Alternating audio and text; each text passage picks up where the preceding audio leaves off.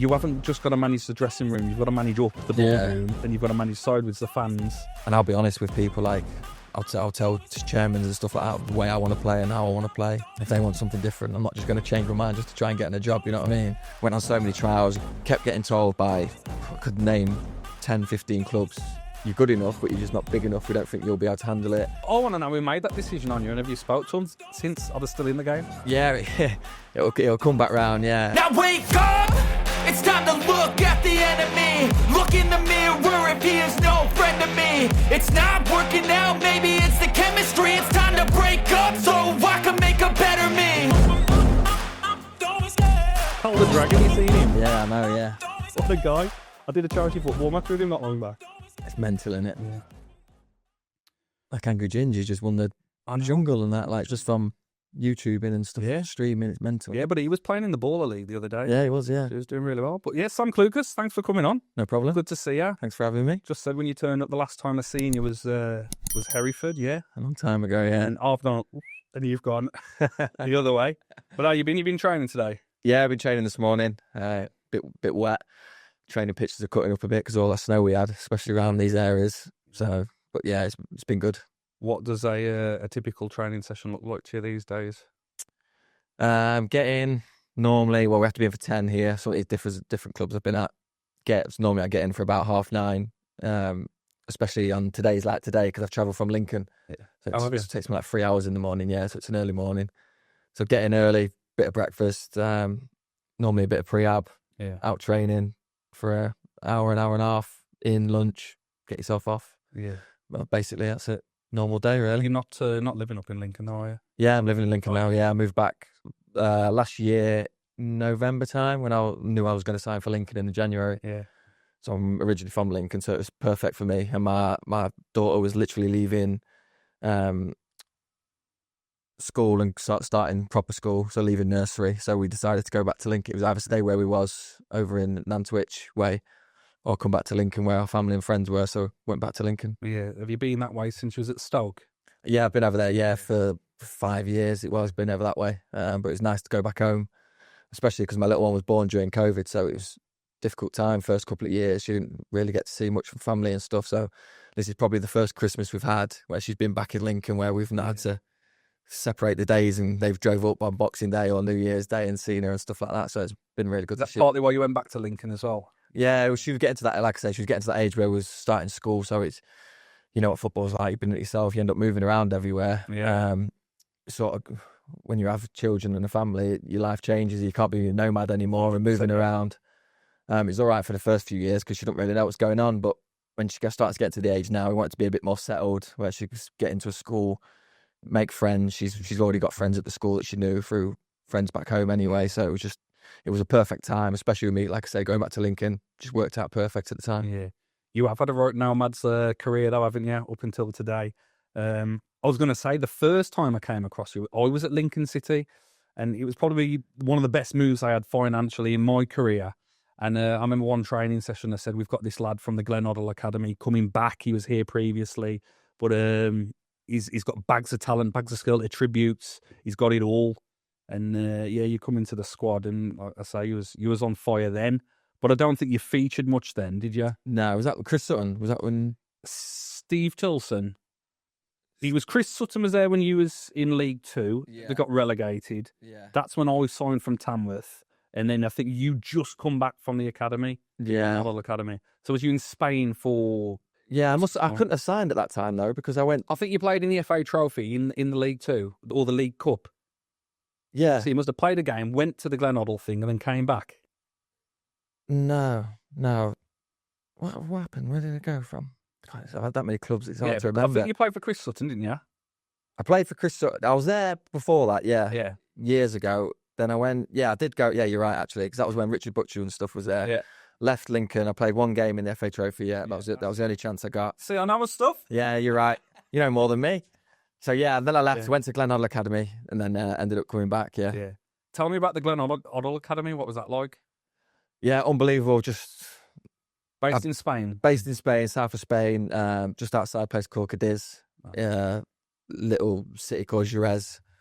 Lovely place. Just got lucky, really. Just a lot of things fallen into place in my career to end up where I have. But I was, like you just said, I was leaving Lincoln. I would sign for Lincoln from actually just being at Lincoln College. One of the college tutors used to be a coach at Lincoln at the time, and they needed some people to come in and train. Yeah. Came in and trained. Next thing I was signed. Didn't get a chance in League Two. Like I say, I played one game, did well. Didn't. Then I was leaving, and then it was like, where do I go from here? Because I've got no experience. I just played one game. That was it. Do I go back to college or get a job? And there was a lad, a striker there, Chris Fagan. Yeah. He was one of the first to leave the Glen Hoddle Academy. And he just happened to say, I left Glen Hoddle Academy last year and signed for Lincoln. Would you be interested in going on a trial? But the trial's only for Premier League and Championship players, basically. But he said, I can have a word and see if I can get you in. I was like, yeah, please, just see what'll happen. He got back to me, said that someone had dropped out, and I managed to get a trial down at Bisham Abbey, down London way. Yeah. So I ended up down there for a week's trial and ended up getting in when it was just Premier League and Championship players it was meant to be for. So I got lucky, and signed a 2-year deal straight out into Spain. First of all, it was just playing B teams out in Spain. It was in south of Spain, so it was always nice weather. It was lovely. We shared a villa with on a golf course with 3 lads. It was just like being at a professional club, basically, training every day. Is that where your love of golf come from as well? Yeah, that's where I really got into golf, yeah. Especially in the nice weather when you're playing in shorts and T-shirt. But yeah, it's just like basically being at a professional club. We was getting paid €100 a week, but you didn't spend any money. They paid for the food, everything. Yeah. Working with Glen Hoddle and people like Dave Bezant and people like that were all out there coaching every day. It was just about players that got released too early. There was nothing set in stone for him to go and do anything after. So a lot of players were just slipping through the net because there was different. Everyone adjusts at different times. People grow at different times. At that time, I was still really small. I'd not had a growth spurt, and I was a late developer. So in that 2 years while I was there, I'd gone from. I know I'm still thin now, but I'd gone from probably 5'7", 5'8", small and thin, and I was a striker. To then in that time moving to a midfielder and having a growth spurt as well, which helped. Grew into my body. Gain my confidence back in my ability, because you do lose that when you go on. So I went on so many trials after being released when I was 16 at Leicester. I was at Leicester for 6 years. Went on so many trials. Kept getting told by, I could name 10, 15 clubs, you're good enough, but you're just not big enough. We don't think you'll be able to handle it. And that used to be the shit shout by everyone back in the day, wasn't it? That was the shout by everyone. It was like... And how can you say that's a lad who's developing, not grew into the body yet? Yeah. Look at you now, what are you, 6'4", you're massive? 6'2", yeah. The craziest thing is, when I was at Leicester, this is a true story, I ended up having tests. They sent me for, some people come from I think it's either the university or the hospital. They came and did some tests for me, because at Leicester they thought I had stunted growth or something like that. And they did some tests, like measurements, took my blood, did some hair samples, and they came back and they predict your height. And they predicted I was going to be 6'2" at the time. But they looked at my dad, who's 5'11". My mum's not small, and they were like, no chance. And then, it came down to the decision for a scholarship. I went in there. I'll be honest, I was fully expecting a scholarship. I spent 6 years there. I was a striker, scored loads of goals. I backed myself, but I knew at the time, you know, when you're playing with players, technically I was one of the best ones there. So I knew it was just my height that was going to be the problem. Went in there and literally got released because of my height. They said they couldn't take the risk of me growing to be 6'2" or not. So yeah, and then from there, I know we're divulging a bit from the go thingy, just, but yeah, just shoot from the hip. So I want to know who made that decision on you, and have you spoke to them since? Are they still in the game? Yeah, it'll come back round. Yeah, what's his name? He's still at Leicester now. He's still. Oh, is he? John Rudkin. He's really high up now. But yeah. So the story goes, when I ended up making my debut in the Premier League for Hull, it was against Leicester the season after they just won the league, and we beat him on the first game of the season. And then I don't know if it was that season or the season after when I was at Swansea, but we played Leicester away, and you stay in a hotel for the away game. And we stayed in a hotel in Leicester, and I actually bumped into him in the lift. First time I've seen him since I've been released. And he was like, you've done well and all this. And I've not really spoke to him since then. And then the day we played Leicester, the next day, I scored as well. Wow. Which was really nice feeling. Fairy tale stuff. A bit of a finger up to him, you know what I mean? And I played well as well. And I'd obviously have 2 good seasons in the Premier League. So, but yeah, I ended up getting released from Leicester, like I said. And you go on loads of exit trials. went to the extra trials, got loads of trials at places, like loads of clubs, so all up and down the country, to be honest. They all said the same thing, like, you're good enough, but we just we don't think you'll be able to handle it. And that was that as a striker? Or? That was as a striker, yeah. That's where I played the whole 6 years as a striker. Yeah. One that I've said before when I've done interviews was I went to MK Dons on trial. It was like a trialist team against their like 21s, 18s mixed. We played a game and I scored a perfect hat-trick, left foot, right foot header. And how old was you at this time? So I would have been 16, 16, 17. And you go into a big room after and the coaches come in and they say, we're going to call out 3 names that are going to come back for a proper 6-week trial. Do you know what I mean?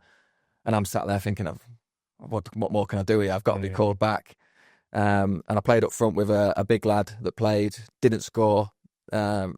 His name got read out and mine didn't. It's mad, isn't it? And that's probably the first time in my career where I saw my dad proper like lose it and get angry. You know what I mean? He pulled one of the coaches aside and said, like, what more can he do? He's come in and scored a perfect hat trick. His size. He's not going to have grown since you rang him up 2 weeks ago to come to these trials. And then I start just giving up a little bit, to be honest with you. Do you reckon these kind of setbacks moulded your career? Because I always say it wasn't about proving them wrong; it was about proving myself right. Yeah, and fortune favours the brave. Yeah, 100%. Like I've said before as well, like I think it would have been different if I was told that I wasn't good enough. Like I was never told by any clubs that I wasn't good enough. Yeah. It was always, you're good enough. Technically, you're the best player here, but you're just too small. Like, we just think you'll get bullied in men's football. So all I kept getting told. And you get a bit disheartened with that. And at the time, it's just like, I can't keep going on these trials. Like, another one that I went to Barnsley on trial. They rang me up out of the blue, said, we really like him. Can he come on trial, play a game? I said, yeah, no problem. Turned up at their stadium because they train next to it on the pitches. Was sub for the first half. I thought, fair enough, they had a few trialists there. Yeah. I got last 10 minutes of the game. And then I set up a goal in the last 10 minutes, played up front. And then they ring up my dad and say, oh, no, sorry, we're not taking him, he's too small. And I'm like, why invite me to go all the way there on the trial when you knew my size anyway? Yeah. And like, it just got to a point where I was just like, there's nothing I can do because I can't go and sit in a greenhouse overnight and grow, you know what I mean? It's just waiting for just natural things to happen. It's evolution, it's how it is. So, yeah, I got a bit disheartened with it, to be honest. And it was just like, you know what, I need to concentrate on something else for now. So then I ended up going to Lincoln College, still playing football locally and stuff, but never really gave up. Like, in the back of your head, it was like, I know I'm still good enough to play. What was you studying at college? Sport development, coaching and fitness. So still in the same criteria. Yeah, it's kind of sports all I've known. I had the same kind of experience. Like at Walsall, they never played me up front. Through all my career, I was a striker. Yeah. But they wouldn't play me up front. And they had Matty Fryatt on the books. They had Troy Deeney coming through. They had a lot of strikers. Yeah. But because I had an half decent left foot and I could put the ball in, it was just they were just totally focused on just not playing me in my position. But then through my career, people would say, "Oh, you've had a good career," to say it to me. And I said, I got released at every level I played at. I got released by 3 non-league clubs before I went to League One, and then I had my football career. And they don't understand that. So how much do you reckon that's kind of moulded you into who you are? The kind of setback at Leicester, being told you're not big enough. It's interesting because you're never told you're not good enough, saying not big enough, don't have the right attributes. And then, like you say, all these trials. As I say, from my career, I've never not had a team, but, you know, look, the opportunities which was presented to you by not having a team. Yeah. And finding those kind of niche opportunities, Yeah, there's different routes. And I always say that I genuinely believe the route that I've gone down, working my way up the leagues, is from what I've learned being older now, being 35 and gone through a lot of players that have come up through the non-league, that have come from Premier League teams. I firmly believe that the way I've done it and having the setbacks has made me the player I am today and got me to the level, because I wasn't giving it all on a spoon. I wasn't at Chelsea and just given a 5-year contract and sent out on loan and just see what happens. It was like I've had to fight tooth and nail to get to where I have. Yeah. Like when I was young and playing at Hereford and stuff, I would always read the forums and stuff like that, which I've learned not to do anymore. And I'd have people. I've got one saved on my phone actually that I put up on Twitter not really ago, about a guy saying if Clucas ever plays above conference, I'll eat my hat. And I posted it up when I made it to the Premier League, and it's just stuff like that used to get me down and but it'd get me down at the time, but it'd also give me the drive because I'd use it as fuel. Be like, I'm going to prove him wrong. Like, I know I'm good enough. Wasn't you playing right back at Hereford for a while? No, I played like left wing. You know what it's like being left-footed. You just get tried everywhere. And I still do now, to be honest with you. It's reliable. Yeah, it is that, but it's been frustrating at times in my career because I've never nailed down a position. It's been like, because I'm so versatile and I can play in basically every position. As soon as someone gets injured or something happens, I just get pushed. I'll go left back. I have a few games in the Premier League at left back. I play right wing. I play left wing. I played centre mid. I played as a 6 for 2 years in the Premier League, which I love doing. Yeah. I played striker for Chesterfield in the playoffs in League One. It literally played everywhere, and it's like I say, it has probably helped me play as many games as I have. But again, it's been frustrating at times because at times in my career when I've been like, I'm a 6 now, especially when I got into Premier League, I was like, in my head, I'm a 6. I'm playing as a 6. I've done well. I managed to get another move, stay in the Premier League, playing as a 6. I'm staying there. And then I've moved to Stoke, and they've seen that I can score goals and got a nice left foot, and they've pushed me up to an 8. Never got a chance to play as a 6, playing as an 8. Love my time there, playing as an 8. I do like it. But again, left winger would get injured or would change shape. I'll just put Clucas out there. We've got what's your frustrations with that? Then you wasn't able to find your rhythm because you're constantly being put here, there and everywhere. Yeah, like I do like it, but groove. Yeah, I just felt like at times I was in my groove playing as a 6, playing really well, getting used to that position, getting used to the different nuances you have to do in different positions. And I'm like, right, that's me now. I'm nailed in here. I'm playing well. But then, like I say, a left back, I get injured and I go play left back. And my frustration was with it all the time. It still is to this day, even at the club at the minute. It's like, I can go and do that position and I know I can be a 6, 7 out of 10 every game. But I want to be more than that. Like in my head, before I go out onto every pitch or every game, I say to myself, I want to be the best player on the pitch. And I think certain positions with my attributes at certain parts of my career, I could have done that better. But as I've always said, I've played a lot of games. I've been lucky to play a lot of games at different teams. I'll play whatever the manager wants to play me. I'll never go in and say I don't want to play there. I'll never turn my nose up and say no. I'll go and play there and I'll give 100%. And I know fans will say, oh, he's rubbish at left back. He can't do that. But I don't really want to be playing there. But if I'm asked to play there, I'll play there and I'll give 100%, like I say. And it's just, who else can say they've played in every position and they've played in more or less every league? I have played in every league. Yeah. What an unbelievable achievement that is. Yes.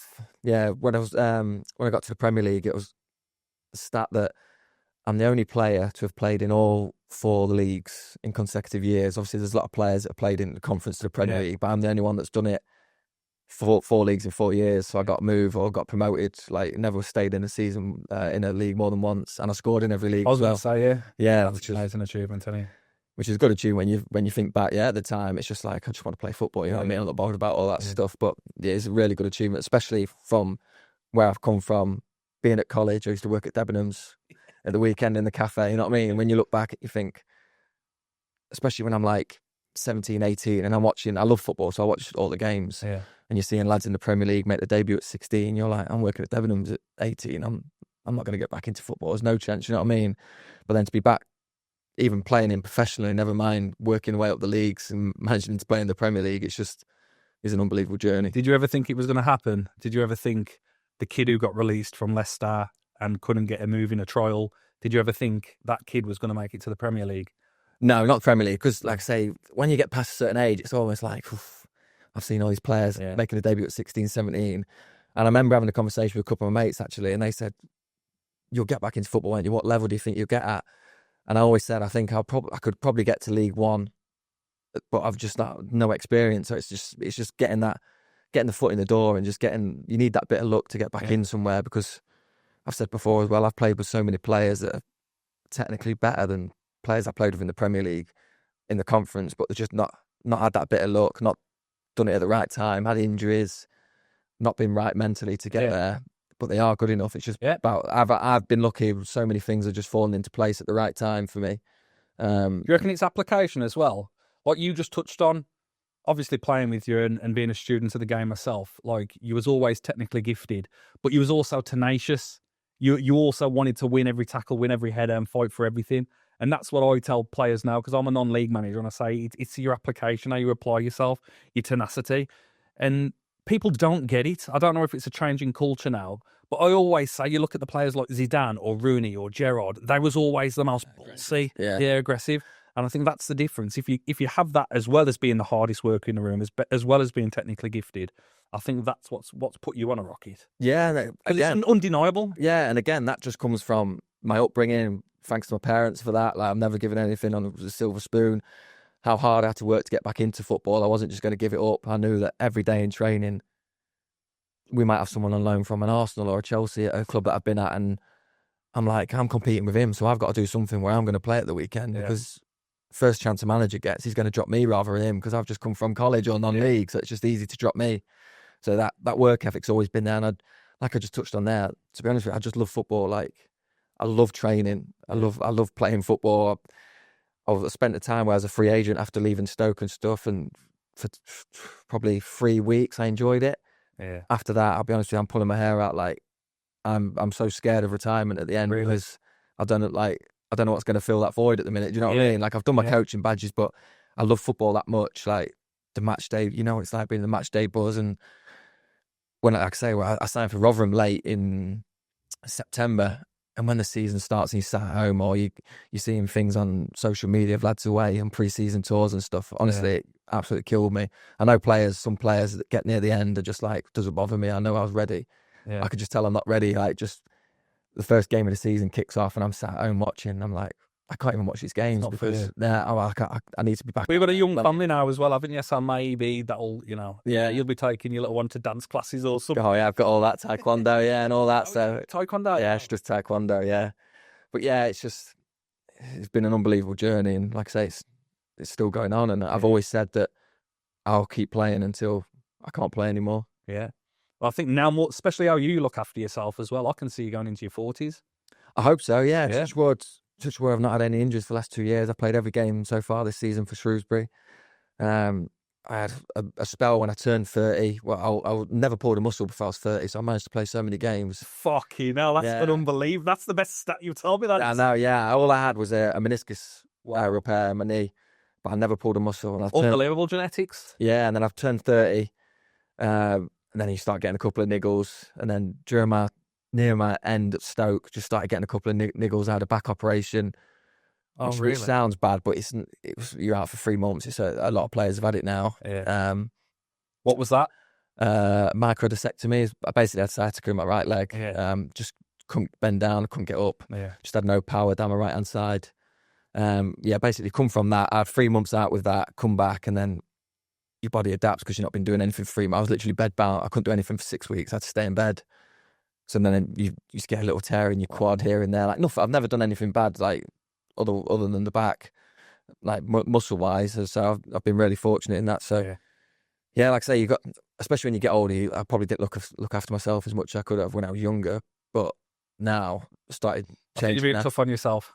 You've done all right. Yeah, I couldn't get through a game more or less into early 30 without pulling a muscle, and my biomechanics would go. So if I pulled this, I'd be carrying, and then on my left knee would go, and then my right ankle was a nightmare, mate. Unbelievable. You've juggled it now. Yeah, so I've been lucky. 35. Still got another year left at Shrewsbury next year as well. And like I say, I still got the hunger to go out there and I want to be the best player. Yeah. I know my days of probably getting a move up the pyramid are gone, but I still got the hunger to go out there and try and push. Especially League 1, League 2, mate. You can't put a value on that experience. No, especially what you've done up and down the levels, mate.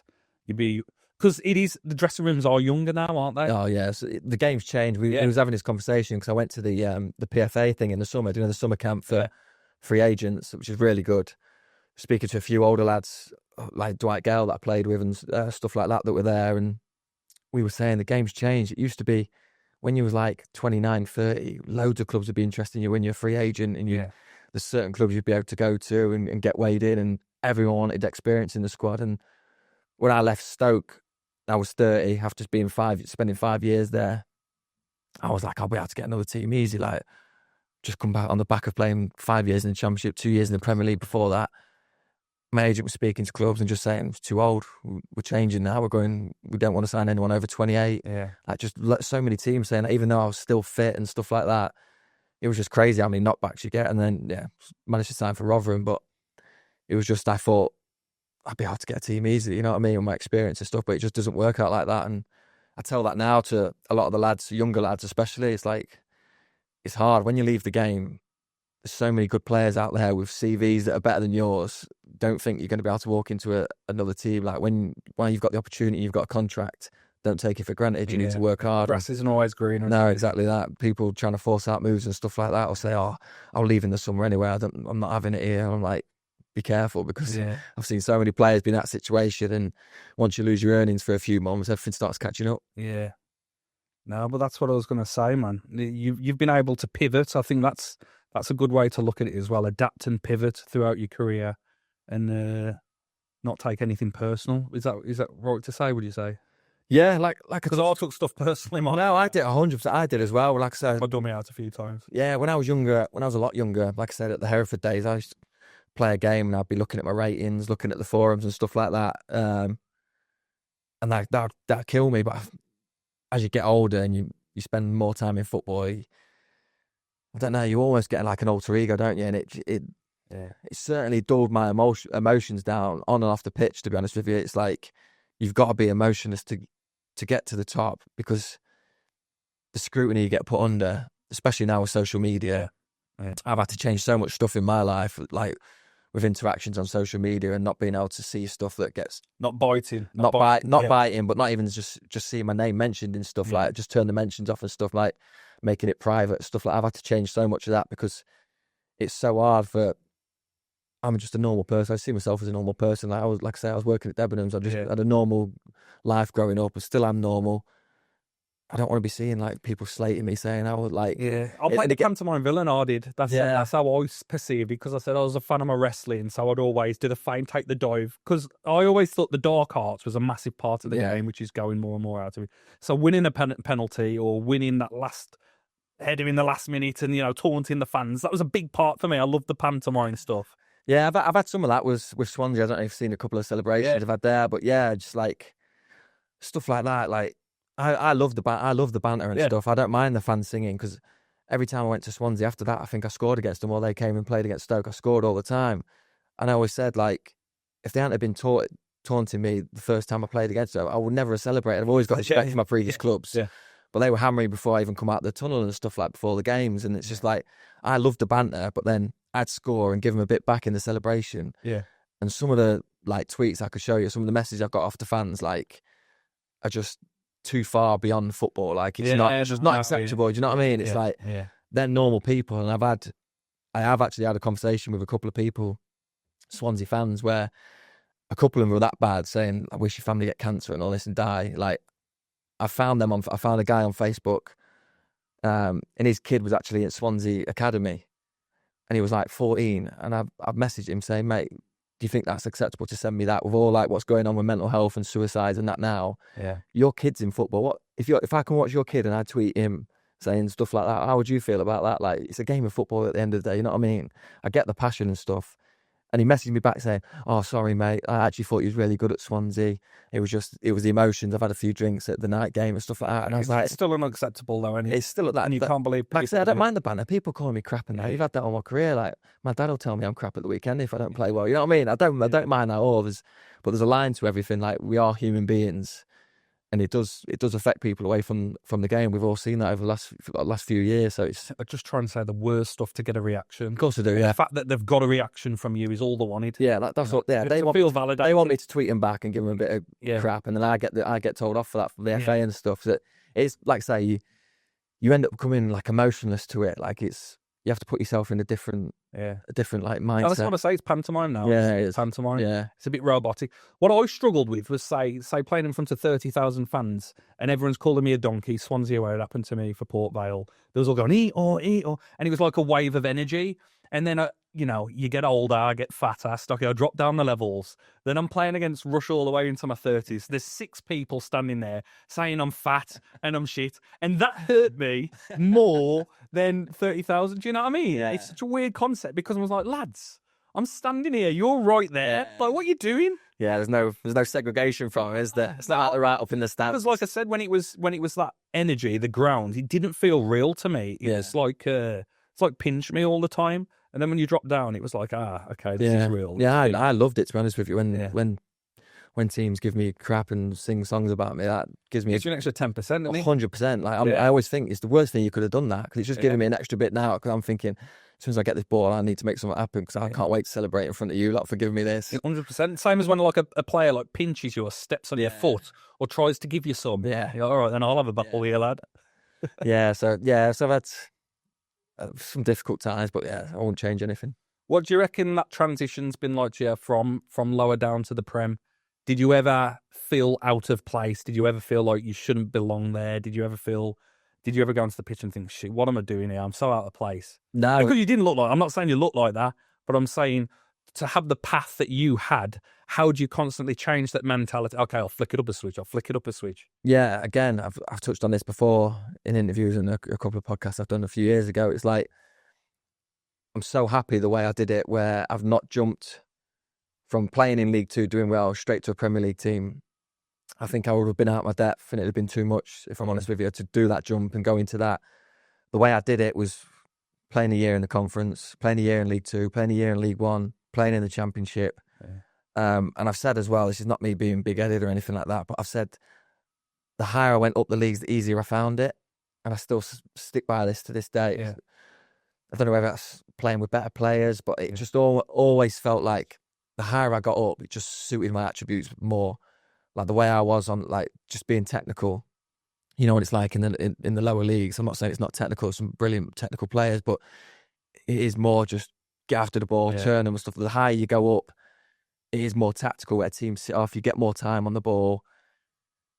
They punish you a lot more, but just the time on the ball, the players, just everything. I just found every step up, I just felt comfortable. Like 100% I went into every league when I stepped up, being like, I hope I can do it at this level. I'm nervous, like, but as soon as I played a couple of games, I was like, you know what, I'm comfortable here. This is my level. And that's... do you see the difference with mentality of understanding the game, the psychology of the game, where you make a run and somebody doesn't see the pass, whereas in the Prem, they'd see the pass and be able to reverse it? Yeah. Do you feel the difference there? Yeah, 100%. Again, that's just playing with better players. Yeah. Definitely what I think helped me adapt was my ability to play so many positions, and the fact that I played so many positions, because I knew if I was playing centre mid and the left back was on it, I know where he'd want me to go, because I played left back and I know where I wanted an option. Or it's a good take. Because I spent 6 years playing up front, and I played up front for Chesterfield a few games. When I'm on the ball as a centre mid, I know where he should be running, so I'll be telling the striker, when I get the ball, just peel off in that corridor there, and I'll try and find, you know what I mean? Like, I know where they should be and where they want the ball, and I think that helped me. The higher I went up, I just knew where everyone would want the ball, where everyone would want to be. And I think when you get to that level, I think everyone's on the same level as well. And like you say, you make runs which maybe someone in the lower leagues doesn't see, because mainly, not because I've not got the ability, to be honest with you, because I don't have the time. Yeah. I'm playing in League Two now, and there's no time on the ball. Like, we've just played Wolves at the weekend in the FA Cup, and the lads are saying, you get loads of time on the ball and we can keep the ball easily. I'm like, that's how it is higher up, but we got beat 6-1 because the players are good and they punish you when you don't have it, and they keep the ball well. They take the chances. They're not bothered about charging around after you. They press certain triggers. They know when to go. They all go as a team, but most of the time they'll sit back. Yeah. And that's what I found in the Premier League. You're coming up against the best strikers in the world, the Harry Kanes and that, and I was playing as a 6. He had no intention of coming near me as a 6 and trying to get the ball off me. Yeah. When the ball turned over, he was so sharp and ready to score a goal. It just punishes, and you're like, where has he gone? You know what I mean? You make a mistake, they capitalise it straight away. 100%. That's the main difference in the levels, for me. Especially in non-league, like you make a mistake, you're punished. Yeah. Every single time. And that's the difference, like I say, at the level we're at now. Romulus, step 6, I think it is. Some great lads. We've got like the Dillap long throw. We've got some weapons. It's coming back now, though, isn't it, in the Premier League? Work hard. That's what I'm saying to him. He could probably reach the goalie from just past the halfway line. Massive throw, 6'5" centre back. I say, mate, work hard. Trust me. Yeah. But it's a difference of mentality now. Yeah. They say, okay, yeah. So it's application as well as attributes, as well as so there's a lot to deal with. But the question I want to ask is, what's the greatest leap? National League to the League One, League Two, or Championship to Premiership? What did you feel like was the difficult jump? Most difficult jump for me personally was probably non-league to League Two. Yeah. Just because I played against Mansfield when I was at Hereford, and they got promoted that season, and I see now they wanted to play and stuff, and Was Coxey in charge then? Yeah, So Coxey. Yeah, he's the one that got the signed. car. Yeah, he got the car. Yeah, he's the one that signed me, and it was just like I'd gone from non-league now, and I was back in the professional game, and I knew it was a big opportunity for me. I knew I had to take it. It was like there's so much pressure on me at that point because I've only just been playing non-league. I played a few games, done well, had a bit of interest, but I knew this is my chance now to. And at the time, it felt like the perfect team for me as well, and it worked out to be the perfect team. And it was close to home as well, and being in Lincoln, so I could stay at home. But yeah, I would say that because by the time I would moved from the Championship to the Premier League, got promoted with Hull in the playoff final, I was at the point where I was probably at my most confident because I'd just done so well the previous year, played every game for Hull, got promoted in the playoff final. And you was tuned in and ready, wasn't you? I was ready, and I got my head around it, like, because when I went from Chesterfield to Hull in the Championship, that was a surreal moment because even though I played with some players that had great careers in League One, I was going from playing with them to then being in a team full of like Tom Huddlestones, Michael Dawsons. So that was League 2 to Champ? No, this was League 1 to Champ. I come from Chesterfield in League 1. Yeah. Because we just missed out in the playoffs. We got beat to Preston. So I've gone from that team there, which that's players like Ian Everett and stuff had really good careers. But we're talking about like international players like Tom Huddlestone, like say players like that. I've gone into that dressing room and I'm like, no, I need to really turn it on now because I want to play every game. But there's players that have got 300-400 appearances under the belt, play for international teams. Hull are signing them for 10 million or whatever, you know what I mean? Like, this is a big opportunity. That was nervous time going in there. But then after I'd established myself in that season, like I say, I played pretty much every game under Steve Bruce in that season. That's where I was just full of confidence. Like I say, we just got promoted to the Premier League, and we went into Premier League with basically a free hit, to be honest with you, because everything that happened in the summer with Steve Bruce and stuff, he ended up leaving. We didn't sign any players. The fans all got behind us because they knew we had like 14 senior players at the time, and it was basically a free hit, and it was nice to go into the Premier League at that stage.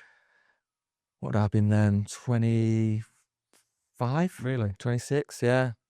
So again, not for someone to be making the Premier League debut at 25 is pretty rare, I'd say. Like I say, a lot of players that are younger making the Premier League debut. So for me to get there, it was just. What was Vardy? I know Drogba was like 26, and I think Ian Wright had a last. Yeah, Vardy would have been late because he played in all the leagues as well, didn't he? Yeah, he come up Fleetwood. I was playing against him in non-league.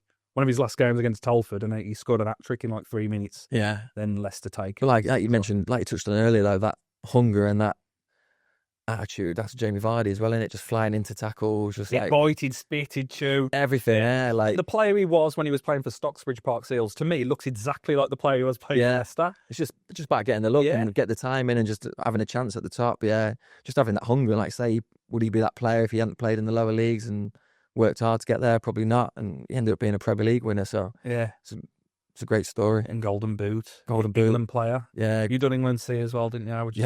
I got lucky as well with that. Yeah, when I was in Hereford, got called up for England C, which is obviously in the non-league team. The one game I played, the one camp I got called up to, because I was only there for a season, was Bermuda away. So I got 10 days in Bermuda, played a game around there for England C. They give you a cap and a shirt and that like it's proper. Yeah. That was an amazing experience. I think I'd done England C. It was either Bulgaria or Bolivia or something. Yeah, I think the one before me was something like that. Yeah. And I ended up getting Bermuda, so it was a nice one to get. It's all the bees then, any. But the other question I wanted to ask is obviously salary. You don't have to go into specifics, but I'm guessing you've gone from like a normal person's salary to, living in this little bubble, the Premiership player type kind of salary, and then experiencing the way down again. Yeah, but I've experienced everything. I don't want to go into too much about higher up, but certainly when I was at Hereford, which is obviously 4 hours away drive from Lincoln, I was on 200 quid a week. Yeah. I couldn't even afford to drive home sometimes after like buying food and that. They put me in a house and stuff. I was on more than you at Hereford then. Yeah, so I was just come from the Glen Hoddle Academy. It was just an opportunity for me. So I got offered the same money. I could have gone to Barnet. They offered me the same money, but I was like, how can I afford to live down London on 200 quid a week? You know what I mean? And Hereford were promising me game time, so I chose to go to Hereford. But yeah, I'd gone there. But again, it was never about. I've turned down so many moves on more money and stuff like that. It's never been about money. No, of course not. Yeah, but obviously it comes with the success. But again, coming from where I've come from, regardless of, I know I've had a big transfer fee in my thingy, I think people would be shocked and surprised at how much I was earning at Swansea after my big move there, big compared to the price tag I went for, and the other players there, by the way, as well. I would have not even been in the top 10 earners at Swansea at the time I was there. Again, Hull offered me the same money that Swansea offered me in the Championship when Hull got relegated. It's not about money. I went into Hull, I said, I love my time, I'd love to stay. If it was another Championship team, I've got no interest in going.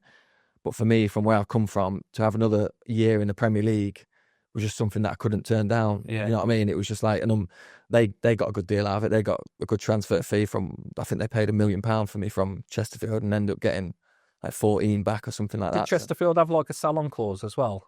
I would guess so. Yeah. I guess they would have got something. But yeah, again, it's like the salary's never meant anything to me, to be honest with you. Obviously, you get more the more successful you get. But again, at Stoke, for me to stay an extra year at Stoke, I think I took a 65% pay cut just to stay. When That's what people don't realise. When I could have gone to another Championship team on probably the same money I was getting it already. But like I say, I had a little one there that was at nursery. We were settled, and once you've been there, there's more to life than money. You know what I mean? It's like, it's not the be all and end all. It probably caused more problems than it did solve them, to be honest with you. And you get to the top.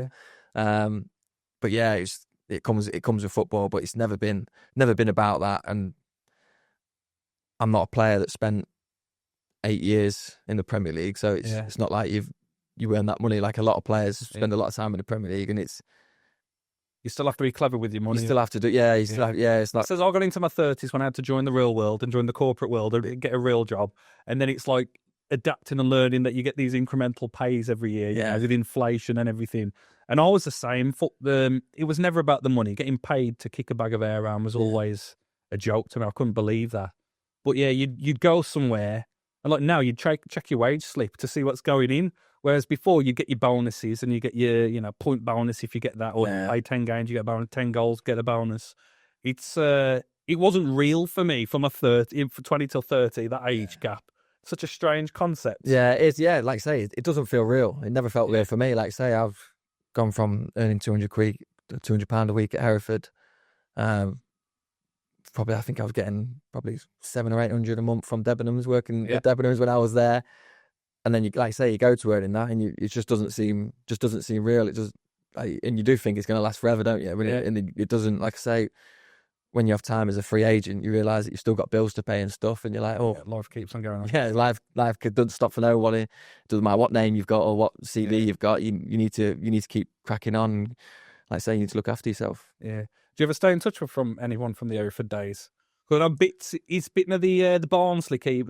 Yeah, I've seen I bumped into a few people, obviously playing up and down the leagues in the cup games and stuff. I bump into people all the time. I still speak to Marley Watkins now and again, and Marlon Jackson. Yeah, we've got a little group. Jacko, yeah, we've got a little group on WhatsApp that we still speak to each other. Is he doing insurance though? Is that why or something? Yeah, Jacko's doing insurance. Marley's had a good career. I think he's still up in Kilmarnock, is it, or something like that, in Scotland. So he's done well. So yeah, who else? Tell you what, I'll say Michael Townsend. Centre half. Yeah, he broke his back for Tamworth, but he's always running up Cannock Chase. I'll always drive past him up here. Yeah, Luke, a lad. Luke Graham, I still speak to him now. Yeah. He's trying to get me in on a couple of businesses that he's doing. I get a message off him now and again. Bless him now. I was at Kettering with him as well a few seasons after. Brian Schmeichel, do you remember him? Yeah, I remember him, yeah. And he was a little lad centre mid who's now at Ensford. McGlinchey, was he? Yeah. Yeah, so he was playing in the mirror instead of who he was. Yeah, he was, I was pushed out wide. Yeah. And like you said, full's a funny old game, isn't it? Yeah, it's a game of opinion. As I tell people now, like, I've had to do things at schools and stuff like that and academies. And I'm like, it's a game of opinions. Like, if someone releases you, that's not the be all and end all. Do you know what I mean? Like, don't put all your eggs in one basket thinking you're going to be a footballer, because the stats don't lie. It's a silly stat where it's like 0.001% of people make it. You've got to take that into consideration. You've got to be in the real world, but at the same time, if you've got a dream, hard work, you put your head to it, just keep going. If you believe in it, there's always people that are going to say not good enough. I always tell a story about Scott. Dan, and I hope you don't mind me saying this. Like, I was at Walsall with Scott, and he wasn't on the radar, and they told him to go and play for Brentford, and he was playing down around Brentford, and he wasn't really getting a minute on the pitch.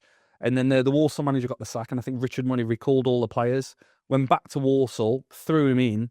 I think within 5 games, Cov signed him, and he was off. Yeah. And then he's had a very good Prem career. Yeah. Crystal Palace. I've seen it so many times in my career. I've seen players that are in the bomb squad that we call it in the game, when they just nowhere, the manager's not having them. Yeah. Don't want them to train. Get them to train with the 21s if we've got 21s, or train at a different time. Manager gets sacked.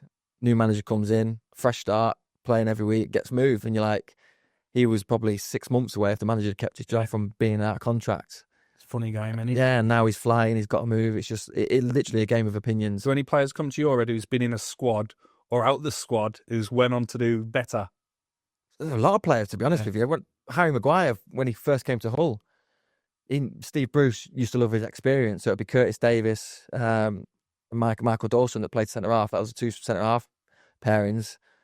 Oh, Curtis Davis was there? Yeah, he was there, yeah. And He's a Maguire, local lad. yeah, Maguire never used to play, really, in the first season. Never really got any game time.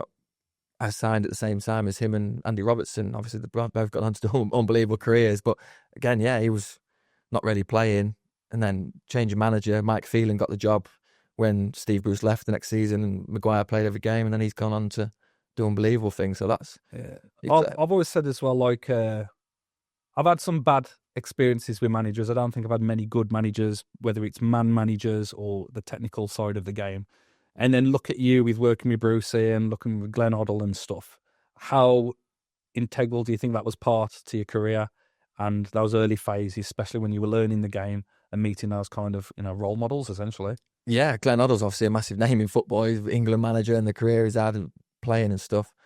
So when that's just a major confidence boost. When he's picking me out of 300-400 kids that have gone to this trial at Bisham Abbey, and he's picking me out to go and sign for him out of like 20 players that went out there and signed, that's a massive confidence boost to know all that hard work I've been putting in. A guy that's been England manager, you'd like to think he knows talent when he sees it. He's picked me out of all these kids. I've obviously got something.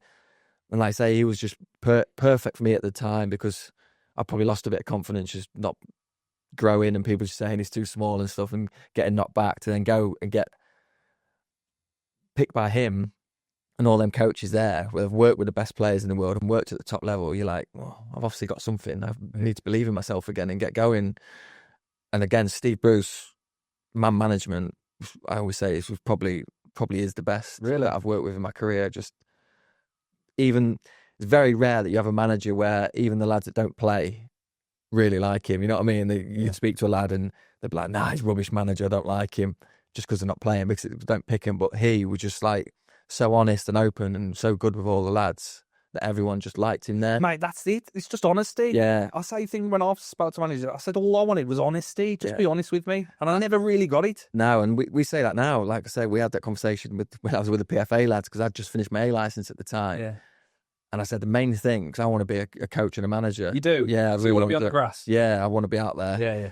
I've always said the main thing I've taken away from my career and what I've wanted from managers and what I've had a mixture of is just honesty. Like, you can't be, at the time, when you're young, you might take it in a different way, you know what I mean? But when you get older, you realise, just be honest with me. Yeah. Like, just tell me it straight. Tell me why I'm not playing. Tell me why you want to get rid of me. I'm a grown man, I can take it, you know what I mean? I'm not going to fight you or anything like that. And that's all I'm like, as a player, that's all you want. Just people just be honest with you. Don't beat around the bush. Yeah. Like, I had a time at Stoke where, like I just said about taking the pay cut, where if I played like half the games in the season, I'd automatically trigger the next year on the deal I was on. Yeah. And I got to 3 games away from doing it. Played every game, bearing in mind. I played like 90% of my games over the 5 years at Stoke. Suddenly I got dropped. So I thought, one game, I don't know if we lost, but we probably lost. Probably not playing well at the time. I was like, no problem. I'll just work hard in training and wait for my chance again. 2 games, not doing well. Like, still not winning the game. And I'm thinking, something going on here. And obviously knew the contract situation, spoke to my agent. He's like, oh no, just give it time. 3 or 4 games come by. And I went and spoke to the manager and what was going on. Is it to do with the contract? He's like, no, nothing to do with the contract and all this. Next game played. So I was like 2 games away from triggering it and then just stopped playing. Yeah. And then suddenly pulled me in and said, oh yeah, the chairman said that they're trying to cut the finances down because of financial fair play now. They're going to have to, you can't afford to trigger your next year on the deal you're at. And I was like, why did you? And basically the season before I was top goal scorer. I got double figures from midfield, which is the first time in Stoke history for like 20 years or something like that. All open play, no set pieces.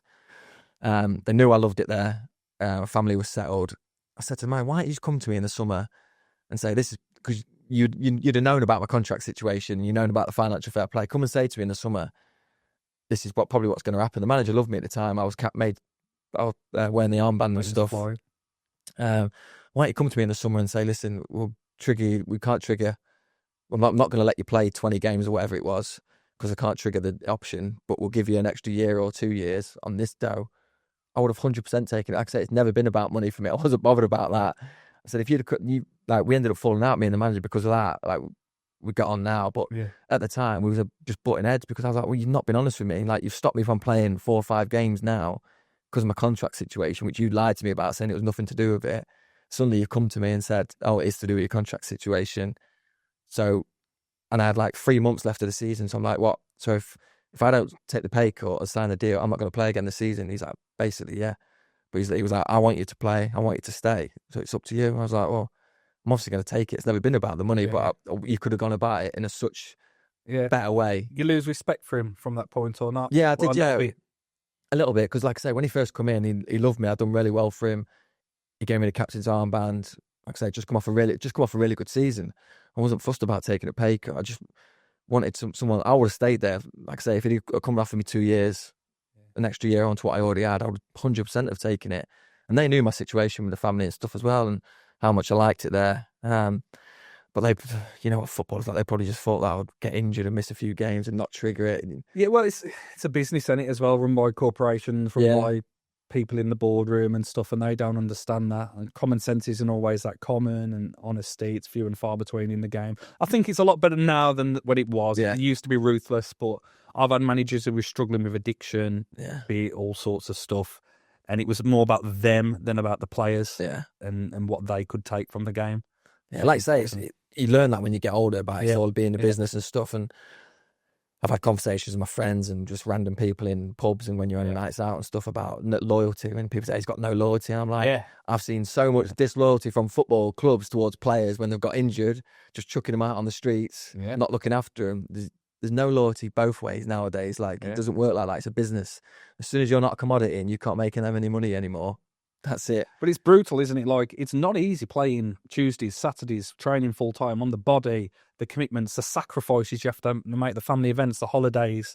You know, people don't realise how much of a commitment it is. Yeah, and most average fan just think, oh, you're a footballer, you earn millions. Everyone thinks that every footballer, no matter what league they're in, are millionaires. It doesn't work like that. You know what I mean? It's like I say, all the commitments you have to make, just missing birthdays, Christmas period, like we have that games on Boxing Day and stuff, like travelling to hotels on Christmas Day, training on Christmas Day. Like, I hated the Christmas Day training, by the way. Yeah, missing your kids and stuff like that on Christmas morning, opening the presents and stuff like that. Like, I know people just say, "I'll be at the wages, make it worth it." I'm like, yeah, at the top level, but a lot of these lads in League Two and non-league, their mates probably earning more than them. The wages do, we might make it worth it. No, yeah, but like I say, that's what people use as an excuse. You know what I mean? And like I say, I have mornings now where you wake up and you struggle to get out of the car after long journeys, after games and stuff like that, and you think, how am I going to be there in 10 years, 15 years? I still want to be able to play with my daughter when she goes older and go for a kick around if she wants to have a kick around or whatever. Do you reckon she'll play or what? No, I tried getting her into it. She's not into she does choir and taekwondo, which are two complete opposites, but she's more into stuff like that at the minute. Yeah. I would never force her into anything. If she wants to do it, she can do it, but I just let, at that age, just let them be kids and enjoy life, experience it. They'll find their way into something, and then you just got to guide them in there. What experience would you say from what you know now would you tell your younger self in the game? If you could support yourself and pull your 16-year-old self and say, look, listen, and give them a word of advice, what would it be?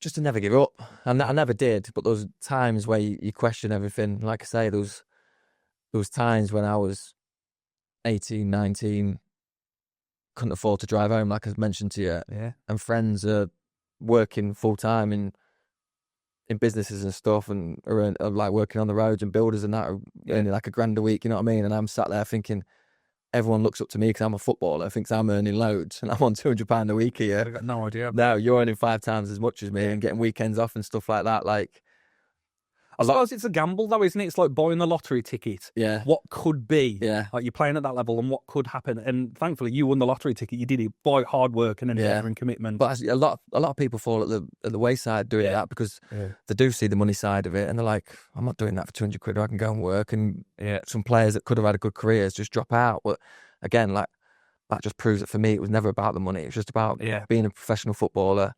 The addiction from as young as I can remember, like going to watch my dad, like just playing out, bouncing the ball at the side of the wall on the house until it got dark. Like, I'd do stupid things in my garden, which I've not even told anyone about. Like, we used to have this like concrete patio, and we'd have a goal set up, and I'd make sure I wouldn't go inside. I'd say to myself, I'm not allowed to go inside until I'd scored 10 goals, my right foot and left foot, like, and it had to be like in the corners, one down the middle. So I'd bounce it off the wall, first time, right foot, and it'd have to be in the corner, and I'd be out there for hours. It's that obsessive compulsive nature. Yeah. Beckham's book, I read his first book, it was exactly the same. He said he'd stay on the training park, take 10 free kicks until he hit them all in the stanchion and leave the training park. Yeah, there's so much that gone on in, like, I've mentioned something else in the podcast before about, I think I watch football in a different way just from what I've spoke to my friends about compared to what they did. Like, I'm a Man United fan who used to watch Paul Scholes playing the centre mid.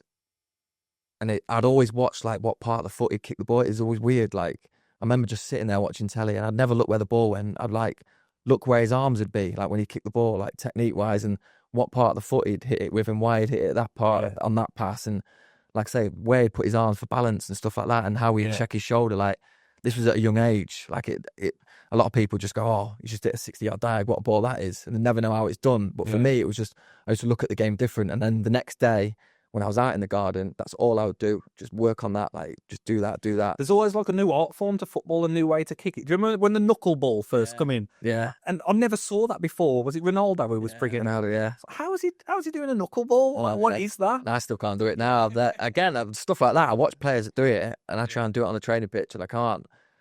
I could probably be in the garden practicing it now, but when you get to a certain age, you lose that desire to do as much. Yeah. It's a bit weird when my daughter's watching me. Oh, I'm hungry, Dad.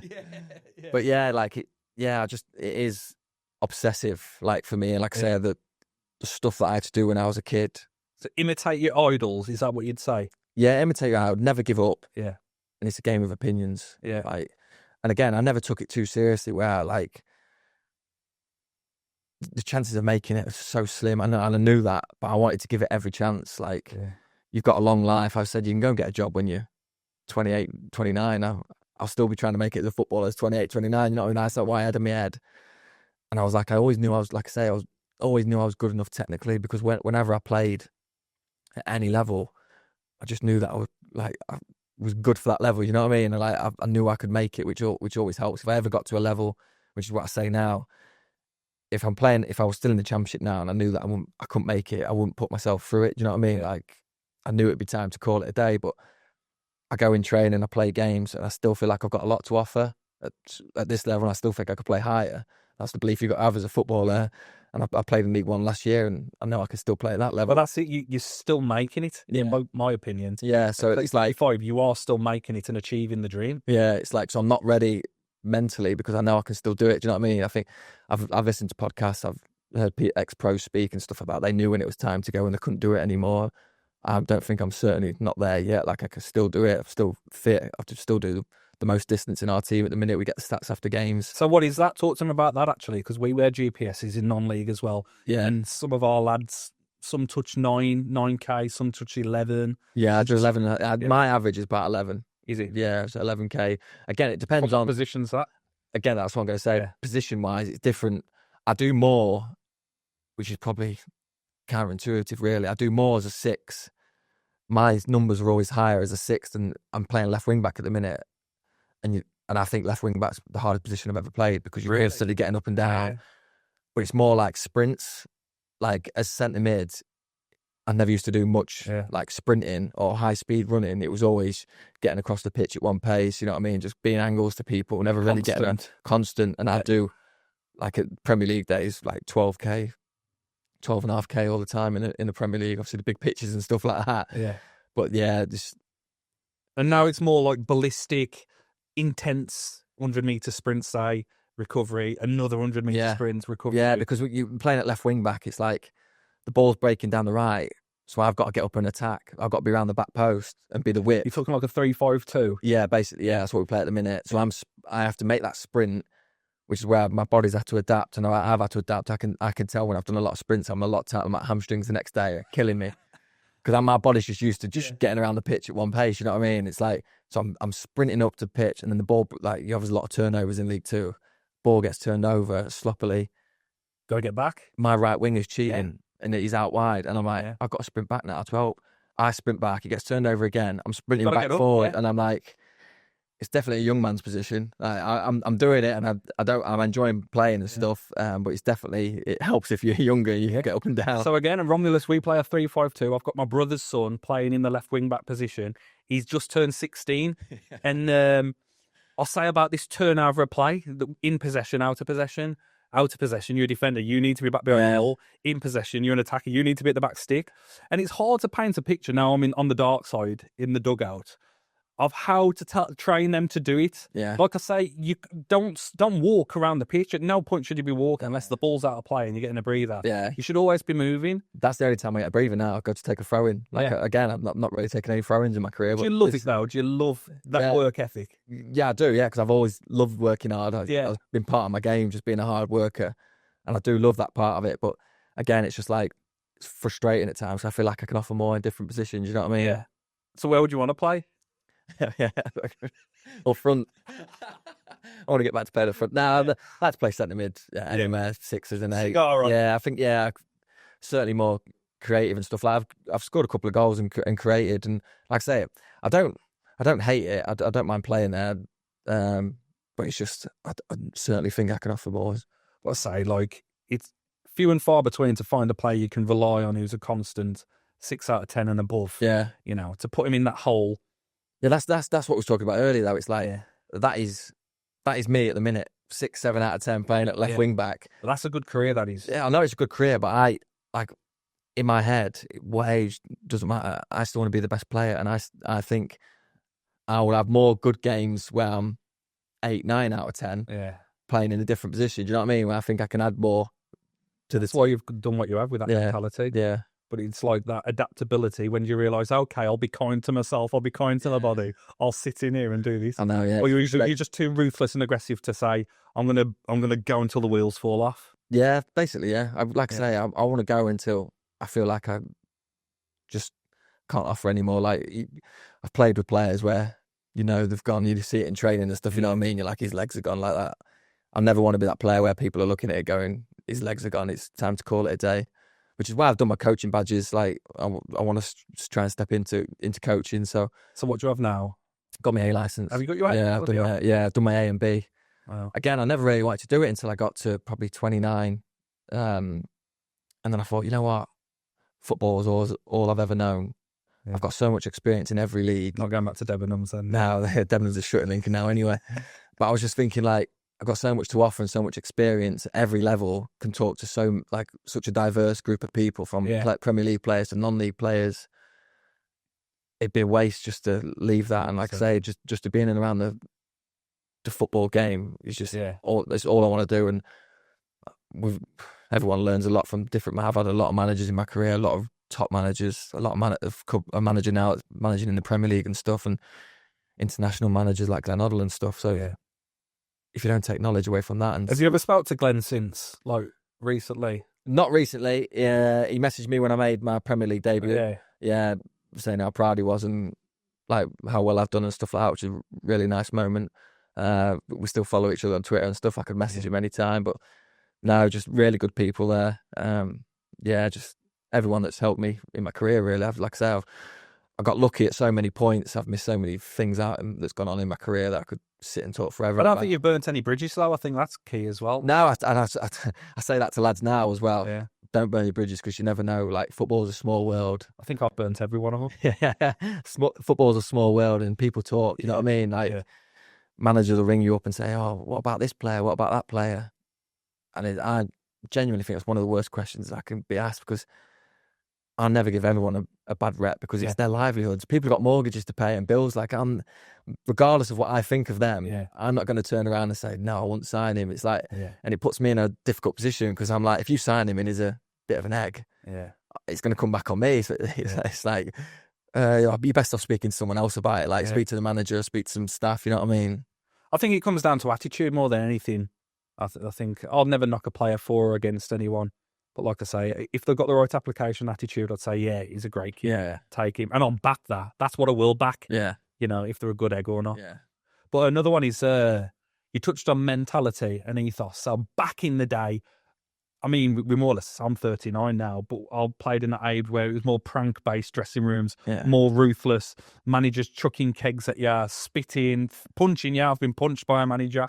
And then now you go into a dressing room and lads sit on the phones. I don't know what it's like in the league at your level, but lads sitting on the phones. There's less interaction. It's very quiet. There's less personalities, more... Yeah. We say it. There's probably the most common phrase used the last couple of years that I've seen in the dressing room. Football's changed from all the older lads. Like, no initiations really anymore. No one gets up and sings.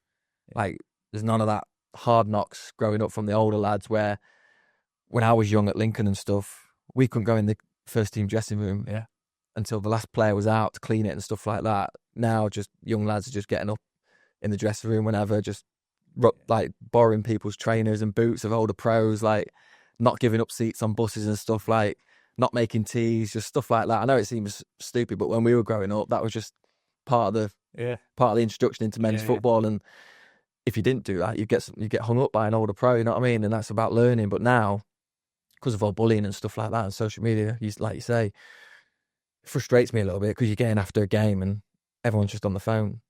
It's all you see around. Like, no one's really reflecting on the game, or everyone's just sat on the phone, and you're just like.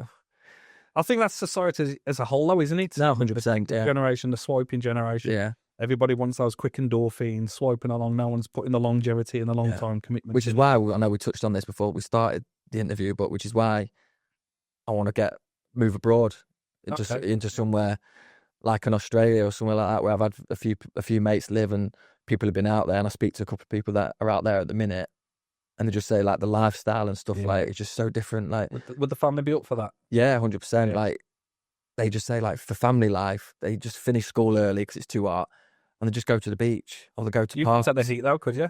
Yeah, I'll be all right. I lived in Spain for 2 years. I'm used to it now. But now I get used to it, and it's just that lifestyle. Like I say, it's depressing, especially when the weather's like this, raining and stuff. I get home and it's like so hard trying to keep the little one off tablets and watching TV and that, but then there's only so much you can do. Whereas if we see, right, when we go on holiday in the summer and that, and we're just outside all the time, she's got no interest in going on the tablet and stuff like that. There's like places to play, the pool, the... You don't want to when it's nice weather. You don't want to, be outside. So it's just like, if you can go somewhere like in Australia or stuff like that, experience a different vibe, and just... I think it's just so good to bring up a little one, especially, like I say, everything that's going on in the world and the country. Just one, Wanting any more or not?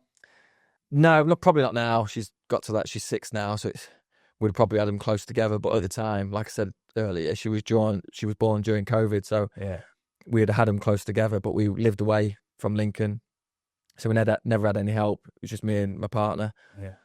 So so I would have had them closer together. But now. Yeah, now we're past the baby stage. It's just like, I don't want to you're enjoying the do the bottles and stuff like that. I like the interaction now. Like, she's cheeky, like I was when I was young and stuff. And when you've got a little baby, you basically like a carer, aren't you? You just feed them and wipe the bum. But now you're getting interaction back and a bit of attitude and stuff, like frustrating at times. But a little version of you. Basically, which is why I find it hard to get angry at her, because I'm like, everything she does, I've done it. Like, I was a little cheeky one when I was young, so it's hard. I want to talk to you about scoring goals. Was that always natural? Because like I say, you can't teach scoring goals. You either know how to do it or you don't. You can work hard and you can improve it, but to have that killer instinct, it's hard to come by. Yeah. You've scored a lot of goals at every level. Yeah, which probably comes from my young days. Like I say, I was always a striker from being a little kid to up to 16 at Leicester. I was a striker. Never played in any other, never got pushed out in any other position. Just firmly a striker. When I played locally for a team called Greenbank, I scored 99 goals in one season. I didn't even get top goal scorer that season either, by the way. Someone else scored like 103, I think. But yeah, I scored 99 goals in a season. And it's just something that I've always enjoyed doing. I've always backed myself as a decent finisher, like in training and stuff like that. And again, which is why it's frustrating at times playing in certain positions because I never get enough chances in there. You know what I mean? It's like, I think I heard a stat in the Premier League when I scored 3 goals in the Premier League, and it was all against Arsenal. I was going to say, this is what I wanted to go into. And there were my only 3 shots on target. Yeah, and they were all goals. Yeah, and that was a decent stat to have. I'd think, it's just I would like to be in that position more. Do you know what I mean? I want to be playing higher up the pitch and getting in that position to be able to score goals because I do enjoy scoring and creating. What's your favourite goal?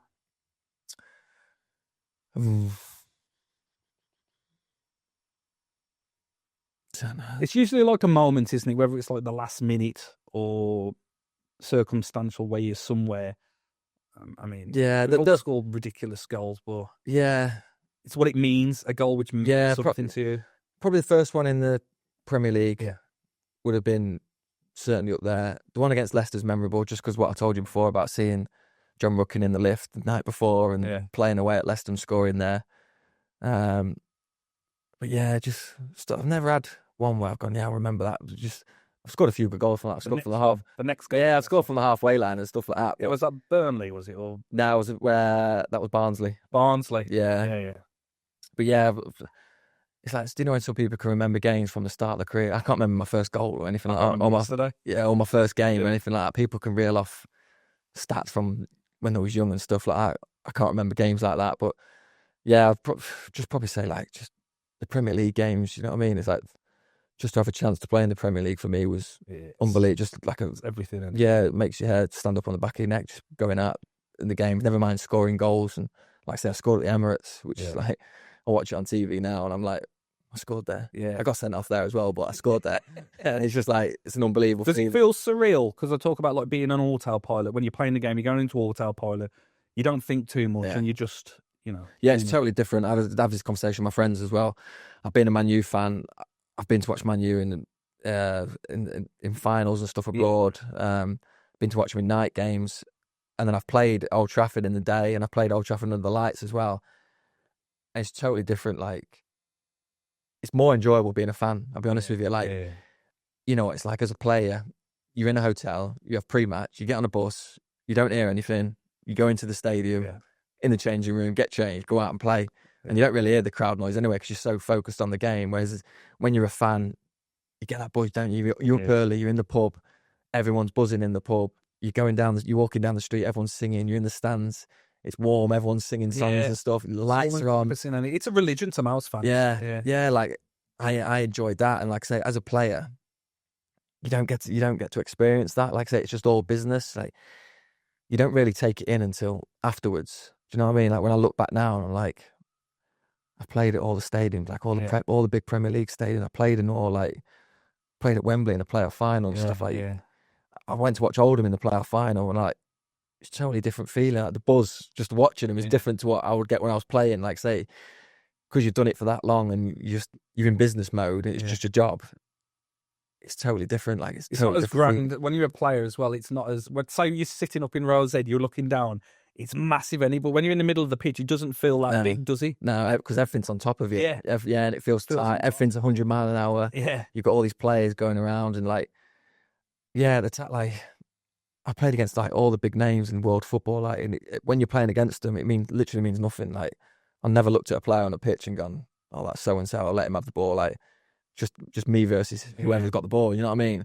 The only time I've ever had anything like that was being a Man U fan.